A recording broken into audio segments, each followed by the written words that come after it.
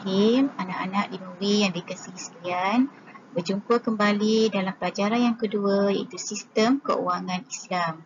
Okey, kita tengok fokus hari ini ialah jenis-jenis muamalah Islam dan cara pelaksanaannya. Okey, anak-anak kita tengok jenis-jenis muamalah Islam dan cara pelaksanaannya. Okey, yang pertama al-wadi'ah ataupun dalam bahasa yang mudah, simpanan. Okey, apa yang dimaksudkan dengan al-wadi'ah? Iaitu mewakilkan suatu barangan atau harta yang berharga kepada pihak lain untuk disimpan. Okey, di sini kalau kita dekat Malaysia ni kita menyimpan wang kita di bank, bank BSN, tabung haji. Okey, itu namanya al-wadi'ah. Okey, contoh, hakim mendepositkan wangnya di bank untuk disimpan.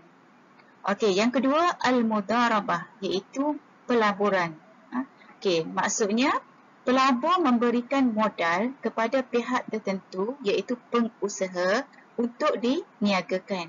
Okey, jadi apabila terdapat keuntungan maka dibahagikan mengikut perjanjian syarat-syarat yang diterima bersama.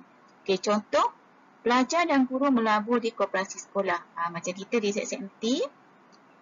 Okey, pelajar boleh buat pelaburan di koperasi dengan mengikut bayaran yang dikehendaki lah. Tapi selalunya RM5. RM5 nanti di hujung tahun kita akan dapat keuntungan. Okey, seterusnya al-murabahah iaitu jualan penambahan untung iaitu keuntungan. Okey, maksudnya jual beli ambil untung atau jualan penambahan untung. Okey, akad jual beli di mana penjual menyatakan kos dan keuntungan yang dikehendaki. Okey, contoh, penjual menjual rumah dengan harga RM100,000. Okey, dengan mengambil untung RM10,000 daripadanya.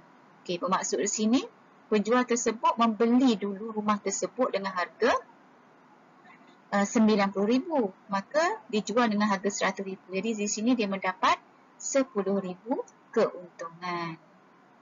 Okey, seterusnya al-musyarakah iaitu syarikat. Apa yang dimaksudkan al-musyarakah ni? Iaitu suatu akad antara dua orang atau lebih untuk berkongsi modal dan untung ataupun rugi dalam suatu kegiatan ekonomi. Okey, contoh Najib dan Razak berkongsi modal untuk usaha menjalankan perniagaan. Contohnya produk makanan segera. Okay, dia berkongsi modal mengikut masing-masing yang mereka kendaki lah. Kalau ada modal banyak, dia keluarkan modal banyak, maka nanti untungnya akan lebih lah. Okey. Seterusnya al-rahnu iaitu gadai, gadaian.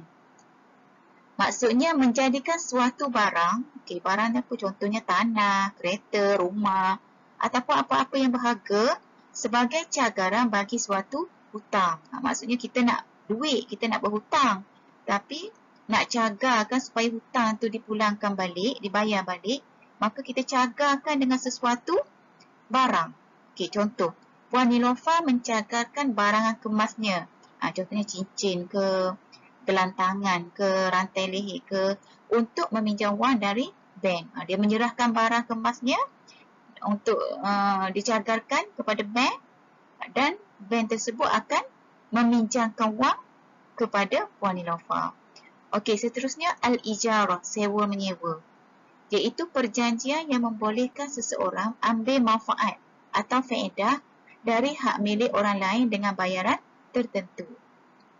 Okey, contoh sewa premis kedai, itu sewa satu kedai untuk membuka perniagaan komputer. Okey, dalam sewa menyewa ni, penyewa akan menyewa dan membayar sewaan tu mengikut bulanan ataupun apa-apalah bayaran mengikut perjanjian yang ditentukan bersama. Okey, seterusnya anak-anak, kita tengok lagi jenis muamalah yang dijalankan dalam Islam iaitu al-bai' bisaman ajil. Pelik bunyi nama kan? Maksudnya senang je sebenarnya, iaitu ansuran, bayaran ansuran. Okey, apa maksudnya kat sini? Jualan dengan bayaran tertangguh. Bayar atau membeli suatu bayaran dengan bayaran secara ansuran. Beli barang tu dengan secara ansuran, bayar sedikit-sedikit.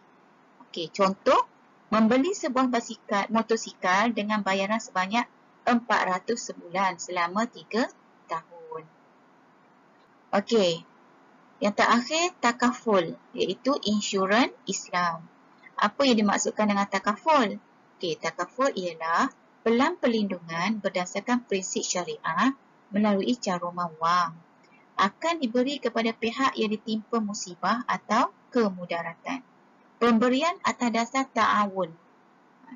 Maksudnya kita masuk skim takaful ni beberapa nilai yang tertentu dengan dasar untuk membantu dan tabarruk, iaitu menderma. Okey, contoh, seorang lelaki menyertai skim takaful bagi melindungi kenderaannya jika ditimpa kemalangan. Okey, jadi skim yang dia sertai itu dia menyumbangkan sesuatu beberapa bayaran yang telah ditentukan. Jadi seandainya berlaku kemalangan dan memerlukan kos yang tinggi untuk membaiki kenderaan ataupun untuk kesihatan dirinya sendiri, maka di sini kos tersebut akan ditanggung oleh takaful yang mana telah disumbangkan oleh dirinya dan juga oleh peserta-peserta lain. Okey pelajar, terdapat 8 jenis muamalah yang Ustazah terangkan tadi. Maka di sini Ustazah simpulkan ataupun bahagikan kepada 3 kategori. Okey, yang pertama kategori simpanan dan pelaburan. Okey, iaitu al-wadi'ah, iaitu menyimpan duit kat bank ataupun di mana-manalah syarikat yang menguruskannya. Okey, dan kedua al-mudarabah, iaitu pelaburan, dan al-musyarakah, iaitu syarikat perkongsian. Okey, kategori kedua kontrak jual beli. Okey, al-murabahah, iaitu keuntungan. Jual beli, penjual mendapat keuntungan. Okey, al-bai' bisama ajil, bayar secara ansuran. Okey, kategori yang ketiga membantu orang yang memerlukan pembiayaan tunai segera atau perkhidmatan, iaitu dalam ar-rahnu, gadaian. Orang gadaian ni asalnya orang ada menggadaikan ni orang ada duit, orang yang ada barang, tanah, rumah, barang kemas. Okey, kemudian dia memerlukan duit, jadi dia gadaikan barang tersebut di mana-mana institusi kewangan. Okey, yang kedua ijarah. Okey, ijarah ni sewa menyewa. Okey, sewa menyewa ni seseorang tu tak ada barang. Contohnya tak ada kereta. Dia sewa kereta untuk dia gunakan. Okey anak-anak, berakhirlah sudah penerangan Ustazah dalam tajuk jenis-jenis muamalah Islam. Okey, jadi kalau seandainya tidak faham, pelajar bolehlah PM Ustazah. Okey, dan selepas tu jawablah soalan di Google Form yang Ustazah akan hantar di WhatsApp. Okey, sekian. Terima kasih. Jumpa lagi pada minggu hadapan.